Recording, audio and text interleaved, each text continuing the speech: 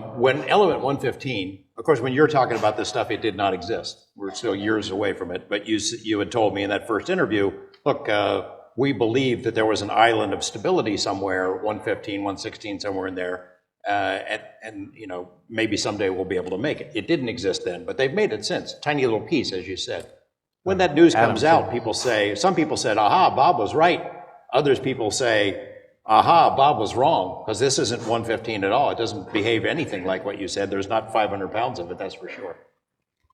So, you know, there's not 500 pounds of it. I mean, like they had up there. We just couldn't make 500 pounds of it. No, obviously not. And, well, look, I mean, you're talking about physical quantities and also, you know, atom quantities from fabricating it. But, yeah, I mean, the island of stability isn't something that we came up with. I mean, that's been theorized since probably the 50s, that it, you know, it just looks like in the,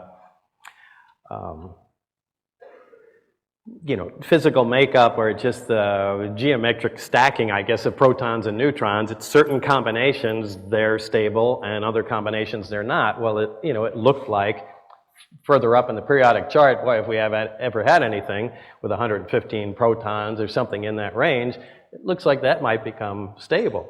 And, you know, that was actually in our minds when we were trying to identify it. I said, boy, this thing is off the charts. You know, are we looking at the island of stability? And I'm beginning to get lost here. Well, I was asking where are we about going with this? The 114 that was synthesized. Oh, yeah, so the 115, again, you know, I think what did they whack together? Calcium and, I don't know, bismuth or something like that. But they did a unique collision and accelerators, and they made, yeah, a few atoms of it, and they went, this is, you know, 115. And it decayed.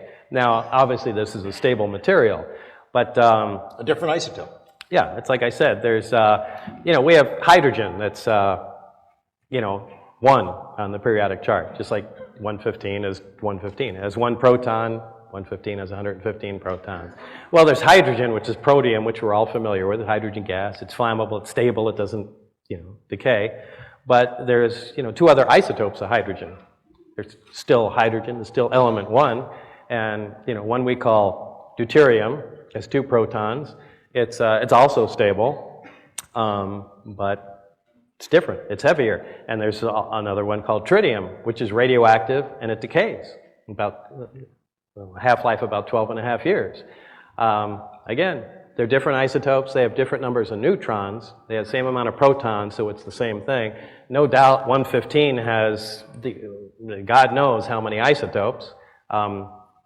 We know at least 1 is stable. There's probably, you know, several that are unstable, and, you know, again, if they keep playing around with it, and I don't see why they wouldn't, I'm sure they're going to find a stable isotope. And the whole idea of anti-gravity propulsion, we've heard it from scientists. That guy Lazar doesn't know what he's talking about. That's impossible. It violates this. It violates that. You've heard that. You've dealt with it. I mean, yeah, I was one of the guys that say it violates this and you violates would have said that before, yeah. Yeah. And you would have said things about UFO people. This can't be. I mean, you were pretty dismissive about right, which is the way I shouldn't be, you know. And I give a lot of people, you know, crap about that too, because, you know, look, if you're gonna work in a scientific field, or you're gonna be a scientist, and, you know, in any capacity, the most important thing is to keep an open mind, because, you know, look. Back in time, they said, you know, 30 miles an hour is the fastest a human body can possibly take, and that was written as a scientific fact. I mean, that's what scientists believed then, and they all agreed on it. And, you know, how many other things are we, you know, they said, this is the way it is. You cannot do that. You know, you have to keep an open mind. Look, flying saucers, I used to laugh at John Lear and have a good time of it. I still do, but that's a different story. But, you know, but I have to give him credit. You know, he was talking about, you know, they have flying saucers up at the Area 51. Really, John? You know, I just be an adult now. But, you know, there's a lot. And as far as the technology, yeah, it violates a lot of what we know, which concerns me, because some of the things we know are laws. And the reason we call them laws and not theories is because they've been verified time and time again, you know, with experimental proof, and, you know, that's supposed to be cast in stone. So you don't want to see anything that violates the law. you see any aliens up there? I know several of the people who submitted questions wanted to ask about aliens. I mean, you did see this came from, now the diagram, you want to call that seeing an alien. The only other time, and I know it's because this one incident I told, that one time I was being led in and dragged my hand across the craft. We went in that door, there's a corridor to the right, and you immediately turn to go to the labs. Well, as you turn to the right, there's a door, and it has a small, window on it that has the little wires running through it.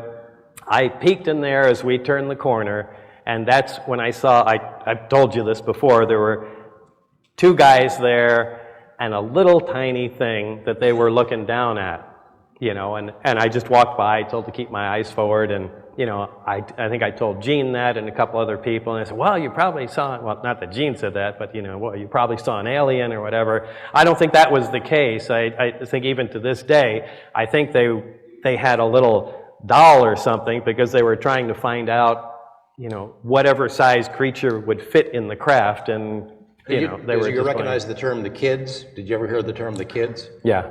And that's referring to the creatures that ran the craft. So they called them the kids wherever these craft came from. But you never got an answer how we got them, or no, that was just incidental talking that so had nothing to do with me. You've heard all the stuff over the years. Of those who don't believe your story, they believe you're either making it up or it's disinformation, that you're working for them out there that's spreading the story. So you're making it up? No, sorry. Could you make it up? No, really? No, I'm sorry. That's way too much for me to handle. No, really, I don't. And I know, look, a lot of people are into, UFO stuff, and I just kind of exploded onto the scene and said, hey, I don't follow UFOs, I don't follow reports, I don't know who's researching what, I don't know the names of people involved, and but on the other hand, I know people make their living doing this sort of thing. And, if I just pop in one day and say, hey, this happened to me, I did this and this and this, but, I'm out, I'm not part of this, I can understand how that can interfere with their, income stream or their belief system or whatever, and they need to attack me, but look, what I said happened, absolutely happened, period. That's it.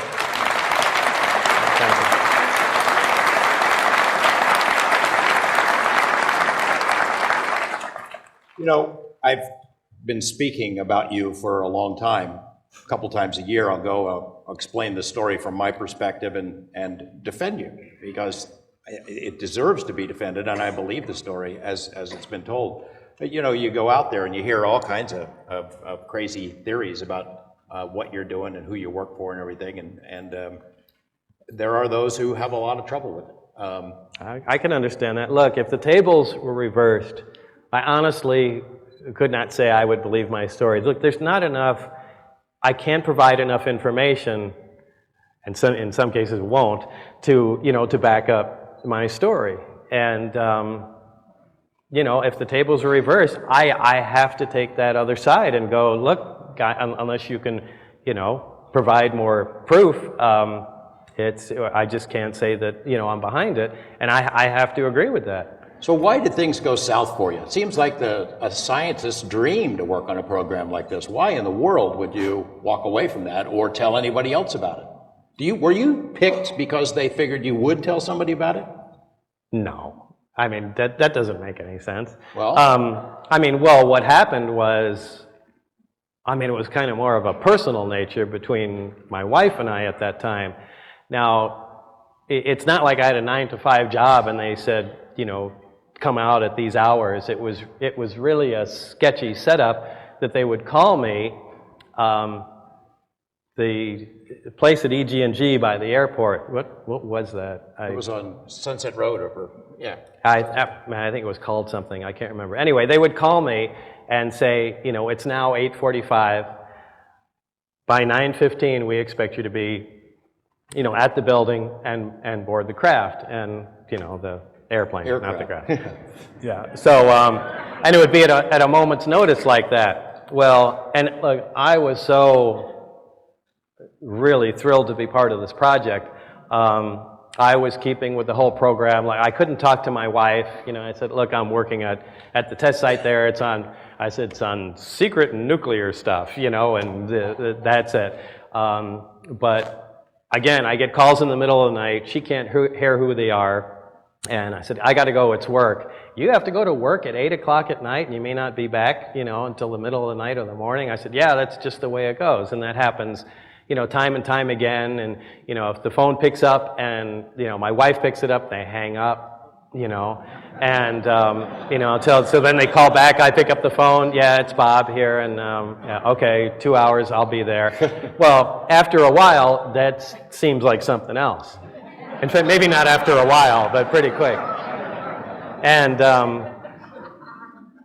you know, I mean, it's something I could laugh at now, but it was not funny then.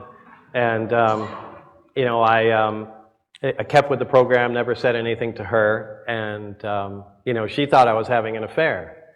And, you know, as time went on, going back and forth, she really didn't have a job or anything to do, so I started, since I was making money from here now, I got her flying lessons down at McCarran Airport, and to give her something, you know, to do. And anyway, she started having an affair with the flight instructor. So, you know, I had no knowledge of this, but, you know, part of the requirements of the project and the security requirements really were to have my phone monitored. Now, I'm going back and forth to work, and now they are listening to this affair progress on the phone that I know nothing about. And, you know, one of the main things is that you be, you know, mentally and physically stable. And they're really concerned about that. So it reached a point one day where they didn't call. And they were kind of in a quandary at that point going, you know, what are we going to do with Lazar? We got to see either this, you know, affair fizzles out or they break up or whatever. So, you know, I just stopped coming in. I stopped getting calls. I called Dennis. I don't get return calls. And, you know, days are going by, and, you know, now Tracy's going back and forth and flying and doing stuff. She's busy all the time because, you know, she's got a boyfriend. And, you know, I'm beginning to get really concerned. I mean, these guys are so over the top with security, and, you know, we want to know everybody that knows this material. We want to know where they are 24 hours a day, so on and so forth. And so they're not even calling me. What's going on? And so I started getting concerned, and it reached a point where I don't know where the breaking point was, but I'm pretty sure it was Gene Huff, the first, you know, guy that, you know, I talked to, and said, you know, kind of spilled my guts. Hey, look, this is what I've been doing out there, and, you know, told Tracy too, and hey, let's go see him. Yeah, well, I also had, man, we're skipping over lots of stuff, but I had, there were, you know, charts of the test flight days, and which days that they were going to go over the mountain and do that, what they call high performance test. So those days, statistically, on that highway they went by, the lowest number of travelers was on a Wednesday night. So Wednesday night, I think 8 o'clock was like the test night. So I knew how long they were going to be in the air. I know all that stuff just from memory. So I told these guys, I said, this is going to be an unbelievable story, but this is what I've been doing.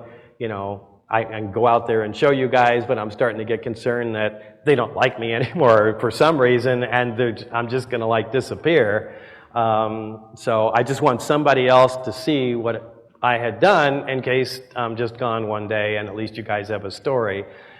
So we go out there, take everybody, and well, you know the story. We go out. It's 8 o'clock. Everything happens like I said, and you know, it lands, and then you know, now it finally hits Tracy. Oh my God, he wasn't having an affair, and so, you know, she breaks off the affair, you know, and it is just a giant mess. It's embarrassing to bring this stuff up, but I mean, it is the human side of this story that yeah.